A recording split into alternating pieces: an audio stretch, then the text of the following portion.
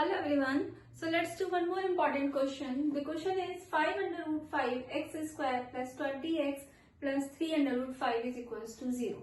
So before solving this and before doing it by splitting the middle term, let's compare it with the standard quadratic equation, and the standard quadratic equation is ax square plus bx plus c is equals to 0. Here the value of a is 5 under root 5, value of b is 20 and value of c is 3 under root 5. So we have to find the product of a and c. So let me find it out here. A into c is 5 under root 5 into 3 under root 5. 5 3s are 15. 15 into under root 5 into under root 5 will give you 5.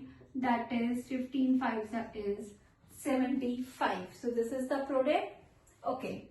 Now let's see. And you have to find out the factors of 75 in such a way so that their sum or difference is b, that is 20. b is 20.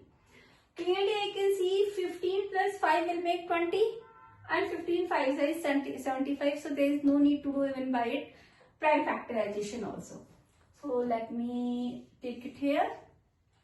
Can I write it down? 5 under root 5 x square, 20 can be written as 15x plus 5x plus 3 under root 5 is equals to 0. In this, the important thing is how to take the common. Okay.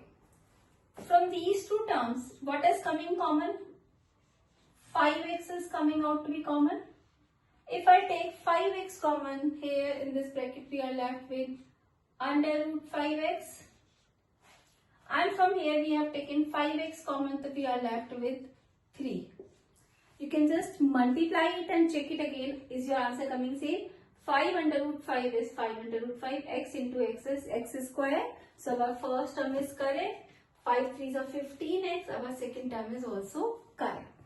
Now what I have told you is, if your this much step is correct, just write down the second bracket to be the same.